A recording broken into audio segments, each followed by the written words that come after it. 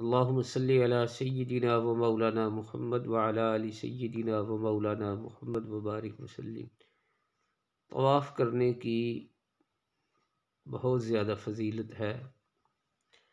हज़रत इब्ने उमर रज़ियल्लाहु ताला अन्हु ने फ़रमाया कि रसूलुल्लाह सल्लल्लाहु ताला अलैहि व आलिहि व बारिक वसल्लम ने इरशाद फ़रमाया, जिसने बैतुल्लाह का तवाफ़ किया और 2 रकत नमाज पढ़ी, इसे एक ग़ुलाम आज़ाद करने का सवाब है।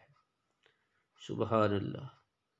तो हजर अस्वद से बैतुल्लाह का तवाफ़ जो है वो शुरू होता है। 7 चक्कर लगाकर 2 रकत जो है वो नफल पढ़ लें, इंशाअल्लाह एक ग़ुलाम आज़ाद करने का सवाब पा लेंगे।